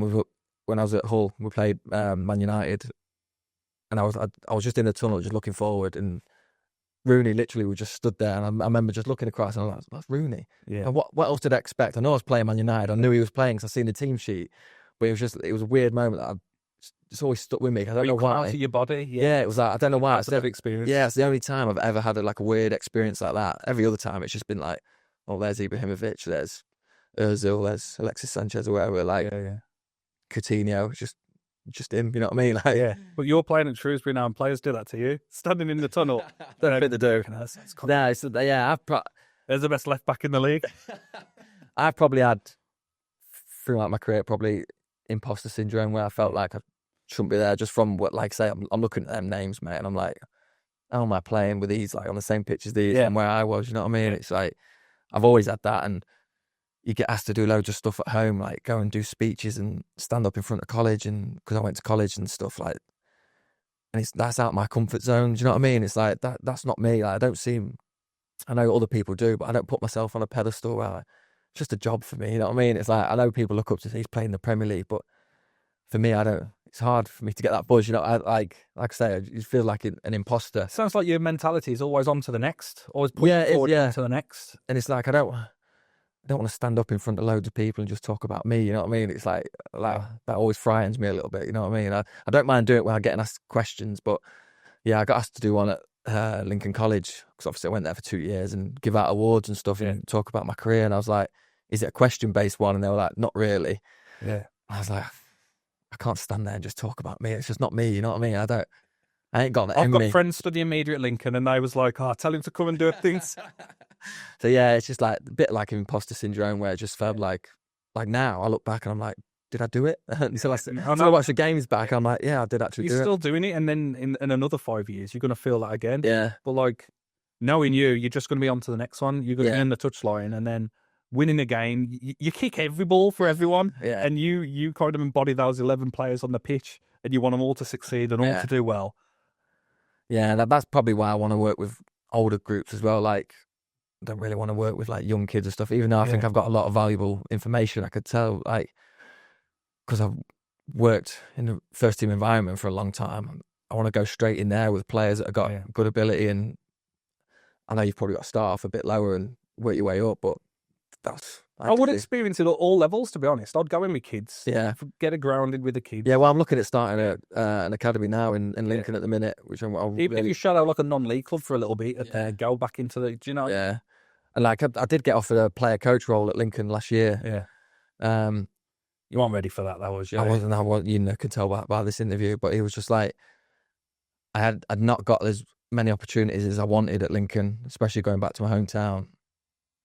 And that killed me, to be honest with you. And then they tried giving me they looked after me, but they tried giving me you'll be a player coach role. But I was like, I'm not really played this season. Like, am I going to play next season? And I'm getting offered, a couple of clubs came in straight away and said, if you're not doing anything next year, come here, you know what I mean? And Shrewsbury came in, spoke to the manager, like, he was just like, I want you to come and play, like, use your experience, you're going to play loads of games for us if you're doing well. Yeah. Obviously, if you're not playing well, you won't play. And I'd say it's a working CV as well. If you would have probably took that move, you probably wouldn't be playing this season. No. And then you probably wouldn't, you'd be done. Yeah. And because you're playing now, you'd be playing next season. And like I said, I wasn't ready to take that step yet. It wasn't the right. I'd love to do it in a few years' time, but it just wasn't the right time for me. Like, I still got that hunger to play. And like I say, I played a few games for Lincoln in League One, and I know I could still do it at that level, you know what I mean? So I was just like, I'm still gonna play football until I can't, because I can have a long career coaching and doing that when I finish, you know what I mean? Yeah. So certainly something I'm gonna look into. But like I say, I want to start an academy in Lincoln. I've wanted to do one for years, to be honest with you, but I was always torn with it because I was living away. I didn't want it just to be a token gesture where I put my name to something and just get kids to come. I want to be present. I actually want to go and be hands-on, you know what I mean? Yeah. I didn't want to just put my name to it and have just loads of local lads just doing the coaching and I'm never there. I want it to be where my name's on it and I'm actually there. You want to put your imprint on it? Yeah, I want to help. I want to help the kids. Like, if one of the young kids that comes to the academy just trains for a few weeks and goes on to make it in a football career, just to know that you've had an impact massively. Yeah. I think that would just be so good for me, and I want to give back to like local Lincoln as well. I say this, I don't want to take credit, but Josh Gordon, I think he's at Barrow now in League Two, played Walsall. I was at Stafford Rangers, so I was on the way down, and I got a call from an agent saying, I need a player, I want to take him to Leicester under 23s. I was like, I sung his praises, bigged him up, and got him the opportunity. And I said, look, it's on you now, mate. Yeah. It's on you if you sink or swim. Did very well, and then he's been a pro since that moment. He's had a decent league career. Yeah. So like, for me, I feel so rewarded knowing that I helped a lad, and now going into management, seeing players move on and that. Which is, again, why I wouldn't give a bad CV to anybody, because, like you say, people's livelihoods are on the line, and you never know what's going to come of that conversation. Would you like to manage in the Premier League? Yeah, I'd love to, Yeah.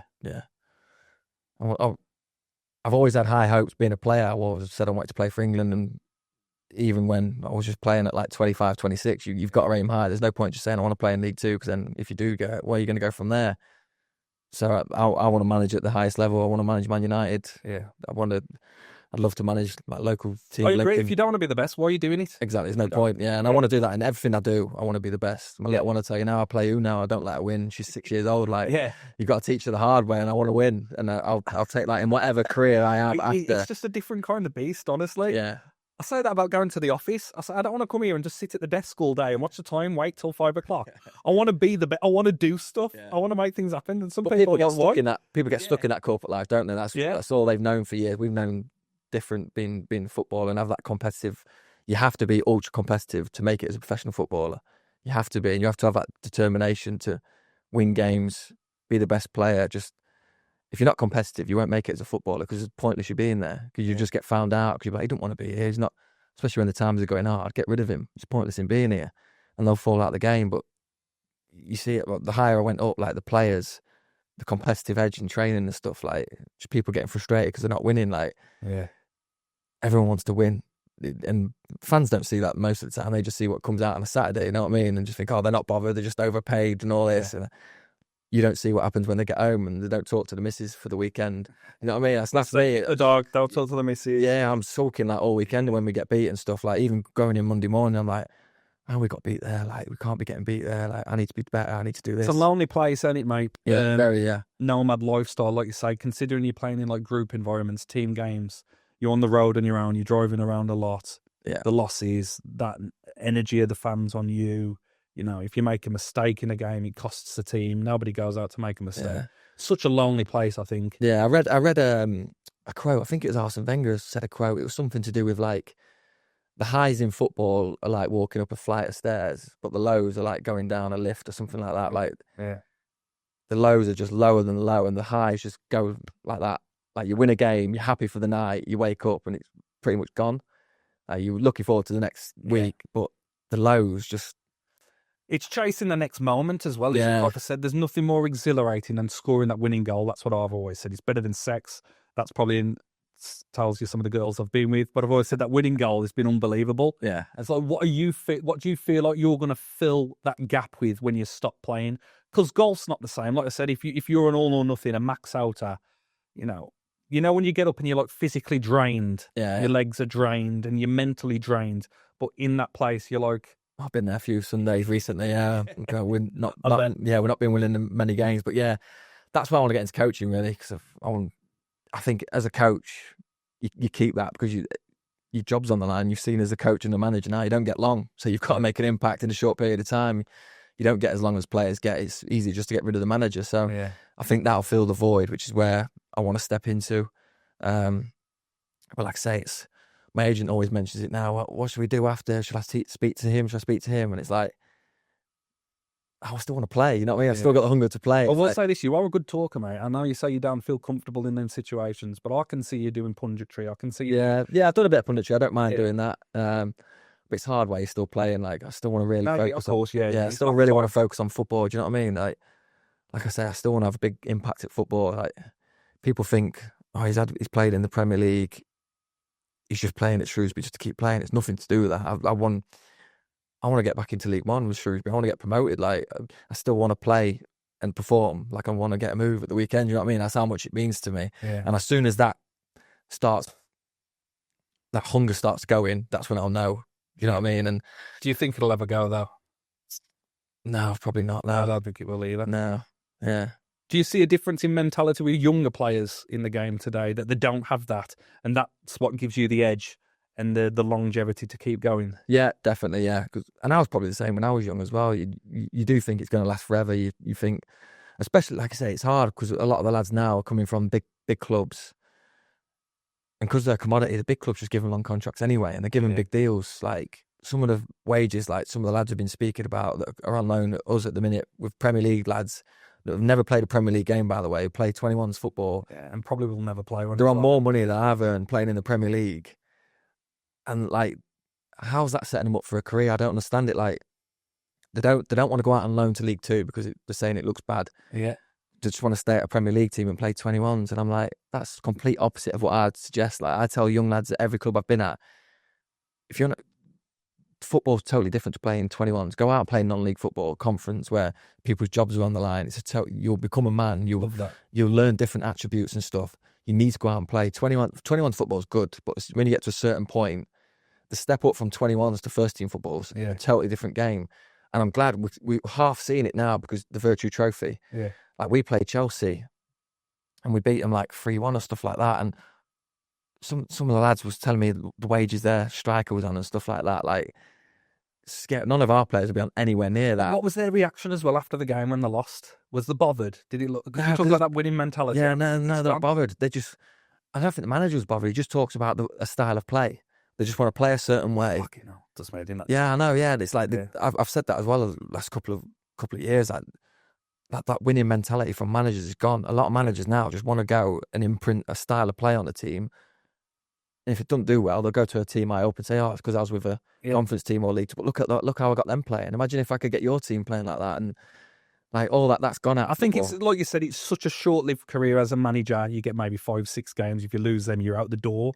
And I think it gives you a security blanket to say, well, I'm embedding my ethos, my style of play, my philosophy, playing through the thirds and all that bollocks. And I think it gives them like a security blanket. I always say, you don't tell a dart player, oh, you missed the bullseye, but you threw it with a curve and it looked really good. Football's the only sport where there's levels of bullshit to it. But you say, what's my ethos? I say winning. Yeah. You got to win. That's it. That's the main thing. Like I say, I've had that conversation the last couple of years. A lot of the managers, old school managers that are just known for winning, are falling out the game. Yeah. And then you've got all these up and coming younger managers that have got that ethos, got that way of playing. Don't change it. We've just seen it with Amorim at Man United. I was going to say. Have a certain formation they want to play. Don't adapt for some reason just to win games. You know what I mean? You've got to adapt with what players you've got and what league you're in. And you have to be like I said, everything's about winning. Because if you don't win, you're out of a job or you're not earning. I say this back in the day, like I'm going to have a moan now. But, I've seen United 1-0 down, 5 minutes left, and they're still passing it around the back. Yeah. I think, fucking get it forward. Or changing the centre half. Should have been the centre half off. What you do, it does not make any sense. No, I know, yeah. That's frustrating. Square peg round house, so he's got his little tactic board and he's just sticking to the tactic board. So and I understand that, it's a massive part of it, but get your head out of that, get it in the game, get it in the moment. And people say don't play the occasion. Sometimes I think play the fucking occasion. Yeah, 100%. That's why the underdogs always beat the fucking, the giant killers, because they're playing the occasion. You've got to throw a caution to win sometimes. Just say, instead of changing the centre half, let's put a centre half up front. Yeah, you've got to play ugly. Just in there. Yeah. Suarez biting, and I don't condone it, but there's a player, one of the best players ever, and he's biting people in games because that's the difference maker. That's what he'll do. Yeah, it's crazy, isn't it? That's been a bit of a subject for me since I've done my badges. Yeah. Of like, what do I want to be as a manager? If I got an interview tomorrow and a chairman said, "What are you as a manager?" I want to win games. I do want to play a certain style of football, but I think that so many factors depend on that. Like what level you're at, what players you've got in the building. Same with the formations. I'd love to say I'm going to go in and I want to play 4-3-3, which I like playing and I think it's a good formation. But if I go to a team that got no wingers or they've got no players to play in a 4-3-3, I'm not just going to stick to that and try and put players that shouldn't be playing in certain positions just because I've got an ethos of saying, but I didn't have the players to do it at that club. Yeah. If you've got the funds, I'm going to bring players in. Why do you love a 4-3-3? What's your thought process on that? I just, as a player playing in it, especially as centre mid, I think you've always got options. Yeah. Just the width. Like I'd like my front three, the two wide ones, just to always be high and wide. As wide, just make the pitch as big as possible. And it gives I've played a lot of games for Stoke in the 8s, and that always helped me in the 8 position because there's so much space in between the lines there. And as a player, it just helped me massively. And when I've played in, certainly like in wing back positions and stuff, I don't feel there's enough options on the ball to get the ball out wide. Whereas if you're in a 4-3-3, you've got options to play the ball out. You can play through the middle, but you can also play it out wide. You know what I mean? There's certain formations you can't just whip it out to a winger because you've got a wing back that's playing against their winger and the full back, so you've got no width basically. It's a lie, isn't it? I suppose like there's the pessimist formation, like the optimist version of every formation. Like the 3-5-2, is it essentially a 5 at the back, or do you That's know what I it mean? turns into, actually. Yeah. Yeah. When you And if you haven't, like what I was saying, if you've not got two 24-year-olds that are doing 12k a game that can cross and score, but also unbelievable how many players are out there that can do that? There's not many. You know what I mean? Like you've seen, like say, Man United trying to do it with players that are like Dalot is probably more of a defender than going forward. So you're not having that bite up top. Whereas if you're playing a 4-3-3, you've always got the. I just think the most successful teams that I watch in all the leagues play with wingers, whether that's But isn't it a dying art though, being a winger? It is, but you see it's Liverpool now and Man City and still stuff like Doku and players like that, like 1v1s and stuff. Like you can't beat it. Liverpool won the league last year with just runners up top. Yeah. They could go long, they could turn you, and you're scared of Salah and people running off the back of you. But you can also get the ball and play with the centre mids. Yeah, that's how I would want my teams to play. Yeah, so I'm not just pumping it long every time or wanting to just play through the thirds. If it's on to turn them and you've got the quick wingers to do that, I want to do that as well. Or whatever as well, that middle. But I suppose sometimes there's like going expansive to stretch them to create the space in front of them. Yeah. And it's understanding the dynamics of a game, how a game changes, and doing that to actually do this. You're doing that for a reason, yeah. It's hard to paint a picture to young lads how to do that. I mean, I'm still learning every day doing it as well. Yeah, 100%. Like I say, that just comes with experience.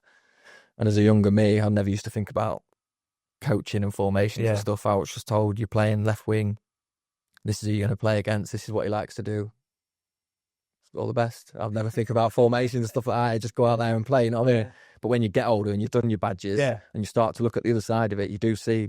I'm loving it now. Like I fell out of love with the game. I'm not going to lie. By the time I got to Lincoln City, I was done with the game. And whether that was the personnel or the people, I don't know. But like I said, now at 39, this is the first time I've stepped away. So this was the first last summer was the first time I went to Ibiza in August. Do you know what I mean? I'm like, fucking hell, you can go on holiday out of June. I like that kind of thing. But yeah, it's such a strange mentality, man. But I suppose you going into, say, a manager's role eventually, you haven't just got to manage the dressing room. You've got to manage up the ballroom. Then you've got to manage sideways the fans. Yeah. There's so many different levels and nuances to the overall. Yeah. But like I said, looking at you want to max everything out. Then I see you'll be in. Yeah, I think you learn all that in the job, don't you? You can't really, you can't teach that now. Like managing up and managing across and stuff like that. When you're in that situation, you've got to deal with it. You've got to be, like I say, for me, I can have a conversation with anyone. I'm a people person. I can speak to people, and I'll be honest with people. Like I'll tell chairmen and stuff like that the way I want to play and how I want to play. If they want something different, I'm not just going to change my mind just to try and get in a job. You know what I mean? It's got to be and I always say it's got to be the right opportunity as well, because I think the first time you do get a chance, that's your big chance really, because if you're going in and managing like a League Two conference team straight away, it doesn't go well. There's only one way you're going. It is hard, but you can keep it. Lampard, I think, didn't he have a taste of it? Didn't work out, dropped down, now he's doing all right at Coventry. So it can happen. Yeah. Again, it was just, for me, it would just be working hard and that mentality of wanting to make it. I always say, like, I had a funny one. When I was a youth at Walsall, Roberto Martinez was in the dressing room. And, like, he wanted the job, and then, like, they laughed him out of the club. He says, now why are we going to give you the job? And he was playing reserves every week with me. And I was watching him. I was like, this guy knows what he's on about. Sitting on a minibus to, like, Bradford, and he's talking on the minibus. I'm like, fucking hell, this guy's spouting more sense than I've ever heard. And then my debut for Paul Vowles against Swansea away, and he was the manager. And obviously, he's got to do great things. Did your paths ever cross? No. Who was a Swansea gaffer with you? Paul Clement. Oh, was he? Yeah. Which is another mad one, because he signed me. One of the best coaches I had in terms of sessions and stuff. Manager, you could tell he's not done it before. He was. Oh, really? Well, he was Ancelotti's assistant for years. Well, I don't know why he'd leave that job, to be honest with you. Really? You're at Real Madrid, like, as an assistant. Ancelotti's always going to have a job. He's at Brazil now, isn't he? Like, he could be at Brazil as assistant manager. Like, just stay with him. But it's your mentality, isn't it? It's the drive to be the best and succeed. Yeah, to do it. Yeah, he left and coached at Swansea. It didn't work out. Like I say, he was a good coach. The sessions were really good. He just struggled on the man management side, I felt at the time. And that's just something that you probably just learn. Yeah. Or you have or you don't have. Do you think you've been a better coach or a man manager or what? A bit of both? A bit of both, I think. Yeah. Yeah. That's the argument now, isn't it? Whether you class yourself as a manager or as a coach when you go into a club, and It's like, what's the difference? A lot of people have different terminologies for it, or what they want from different things. Like, is a coach just coaching on the field and someone else is picking the team and stuff like that? Or does a manager do it all? It's like, what do you want to be out of all that? Do you know what I mean? It's like you said, the Manchester United guy, when he said heads in the tactic board, like, he's got 9 staff, 15 staff, set piece coach, all this. Is it too much responsibility now to just have a manager of like a Premiership team? Yeah. Is it too much onus? They've got everything now, haven't they? Set piece coaches, yeah. People practicing long throws in clubs and stuff like that. It's mental. It has gone a bit. There's a job for everything, isn't there? It's got a bit crazy now. Yeah, that's what it is about money now, isn't it? Yeah. Especially at the Prem level. Yeah, like that's one of the things I loved about Steve Bruce at the time. To be honest with you, like when I was at Hull, we used to wear the GPS and stuff like that for data, but he used to come out and say, I don't look at the data, I couldn't care less. I can see with my own 2 eyes if you're not working hard enough. Yeah. I don't care what the data says. If I don't think you're working hard enough, I'll tell you. And like a lot of lads now are just looking at the data and going, I've done 11K, I've done all right. I'm like, but you give the ball away every time. It cost us that goal. Because you've done a lot of distance and stuff, like, it's taken over. Bruce can back it up though, can't he? Because he's lived it and done it. Where there's some managers now who's never played the game. Yeah. So they have to rely on the data and the stats and the analytics and the reporting. Yeah. Strange. What's your thoughts on VAR? You experienced VAR, was that after you? Yeah. Did I? I've definitely played in games without VAR. I don't know if it was my second year in the Premier League. I might have just been coming out. I hate it, to be honest with you. Yeah. I'm all for just goal line technology.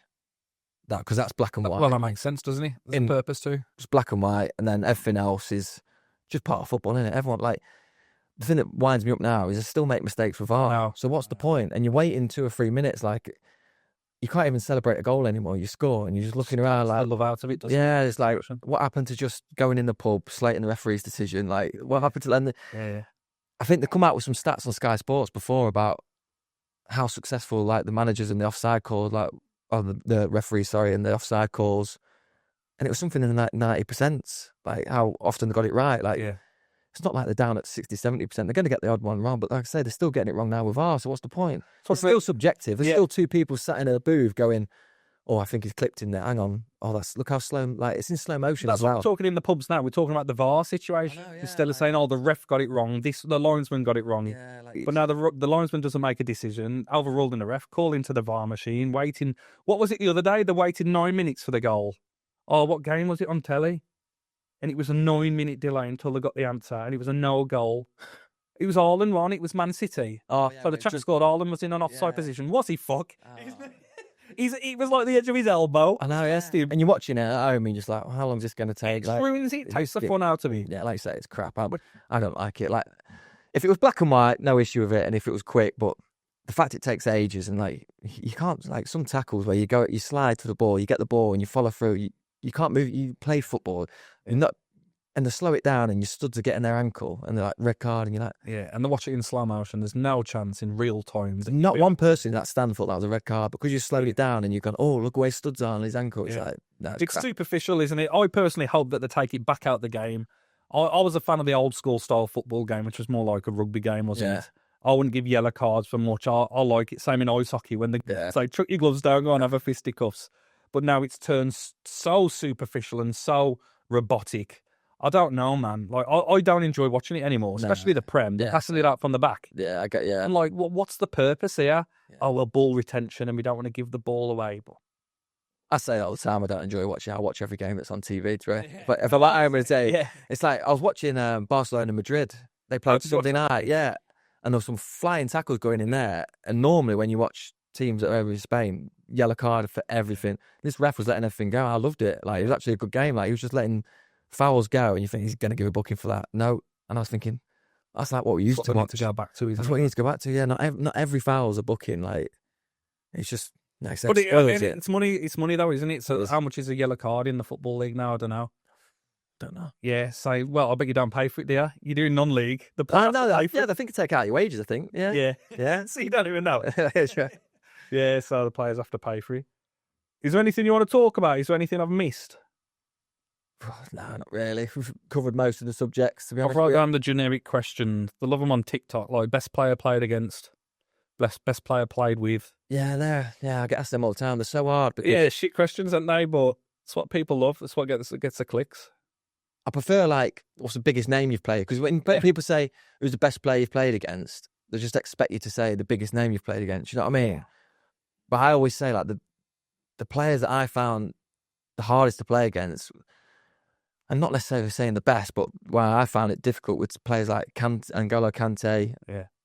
Just like Levels above, he's just completely different. But they just never give you any time. Like I said a bit earlier, like in the Premier League, you get so much time on the ball. Like, but players like that were just at you all the time. Like relentless. Yeah, and it was just, you never get, it's like playing like lower league. You never get time on the ball to get your head up and pick a pass and stuff like that. But then I've played against, like I said, I played against Rooney and players like that and Ozil that are just technically unbelievable. Who you looked up to. Who I looked up to, and you'd say, what's Zlatan Ibrahimovic, like the career these players have had, you've got to say them. Yeah, but like... Who was he playing for?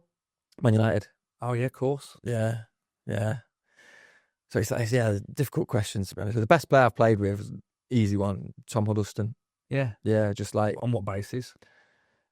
Just the best player I've seen in training, in games, both feet, like, scary. Like, if he had my mobility when I was 20, he'd have been playing for Real Madrid, Barcelona. Really? Yeah, like, Game on. Ask anybody, like, technically, like, I can't even explain it, like, ridiculous, mate. Like, in training now, we just had a goalkeeper on loan at Shrewsbury from Man United, Eli Harrison, and Tom Huddlestone was like a player coach there for the 21s, and he does the England with him as well. And Eli said that Tom joins in training now in the boxes and stuff, so he's the best player. Like, different breed, any? Yeah, just like technically and stuff. Like, and such a good guy and such a big help for me. I play in centre mid with him, like always talking. Like, he'd basically play the game for you. He'd just shout right backs on. I don't even have to look. Well, that's the question. The communication in the game. Yeah, a big part of your game. Has that changed over the years? Yeah, certainly changed. Yeah, when I was younger, I'd never say anything in the game. I just concentrate on my own. I think even at the Hereford days, you didn't really talk much in the game. No, I was always concentrating on myself. Like, I need to play well myself first before shouting at other people. That's what I always thought. You know what I mean? Like, but players, like I say, players go through games different. Some players just shout in the changing room before games because that's what gets them up for it, isn't it? Like, not for nothing else. We got players now at Shrewsbury that just talk before the game, but that's just like a nervous energy. It's how congestion huddle before the game. Oh, it's so congested. Where you say the standard procedure. Say all the cliches, like keep it tight first 10 and all that rubbish. You know what I mean? But for me, I've never been that type. Like, I do now in games more than I ever have done. But yeah, it's something that's when you play higher, and like I say, playing with someone like Tom and that, he just basically taught me through the game. Like, some games where I'd play passes and people were like, that's an unbelievable pass. I wouldn't even seen it. He'd just shout like right wingers on, and I just literally won't even have to look, just ping one out, and everyone go, what a pass. There's nothing to do with where you are. I wanted to ask one about mindset and expectations, but I think you've answered that, especially how much you've been able to pivot, play in different positions and adapt. So I think we've covered that. What about like the most surprising thing about the Premiership when you reach that level? What was the big thing where people wouldn't think, oh, that's an interesting point?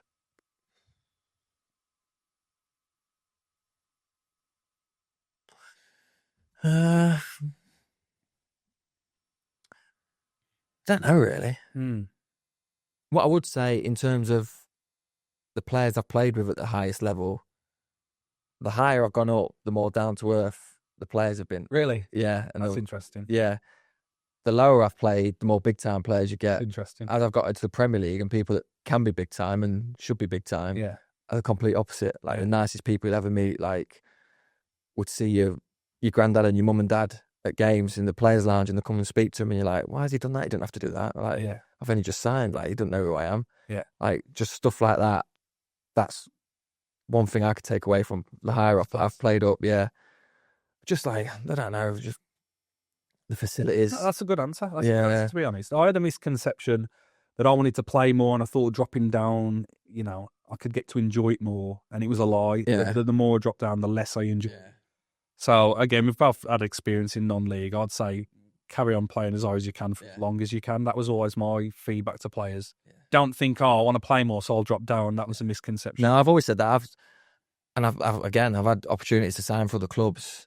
No disrespect to the clubs at the time, but I was like, my aim now at my age is I need to be playing as high as I can for as long as I can, because if I'm playing in Championship, say at 35, the next move you're going to get is probably League One, and then you're probably going to go League Two. But if you drop down just for other reasons, like it's close to home or financially, or to go and play in the conference or whatever, just because it's close to home. Realistically, where do you go from there? If you get released from there, you've been playing in the conference. I'm not going to be playing back in the Football League. It's difficult to go back up at that age, you know what I mean? Yeah. So certainly for me, it's been play as high as I can for as long as I can and just see what happens. Yeah. Mate, there's been some quality stuff there. I think I've covered all the questions I've wrote down on my... Yeah, another thing about the Premier League, just to finish as well, is probably the media side of it and just doing all, like, so many appearances and stuff you have to, like, you're obliged to do and you get asked to do all the time. It's like, makes it hard to concentrate on football a lot of times. You know the noise, the additional noise. So much goes on around the outside, especially when my breakthrough season, because of my upbringing and where I come from, like Debenhams and stuff, it was like so many people are writing, wanting interviews, want to do podcasts, like papers, radio shows and that. And it's like, and I'd say no, not because I'm big time or anything like that. I thought I'm better than anyone. It's like, I need to concentrate on football. Do you know what I mean? It's like you're wired in, you're driven in. I want to go training. I want to go home, relax, sit on the sofa, watch football, go back to football the next day. I don't want to be driving to the media city and stuff and doing interviews and doing stuff like that. I need to be playing football. I need to be playing well in the weekends. You know what I mean? I'd love to be part of some like support system. I know the PFA does have like different teams of stuff, but like that support system, like when Rooney broke through and like obviously the career he's had, unbelievable play, one of my favourite players of all time. But like again, he's always been tarnished with a certain brush and never given the respect he deserves. And like I say, people mismanage the money. Yeah, people don't know what to do when they come out of the game and worried and anxious. And mental health and all that sort of stuff, especially these young lads, like you said. Now, they're given this security blanket till the age of 23. They're in this academy. Yeah. You know, the men, the grown-ups now. Yeah.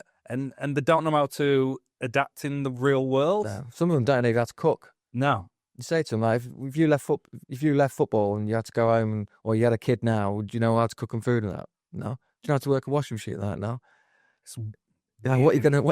Football is just a bubble, isn't it? Yeah.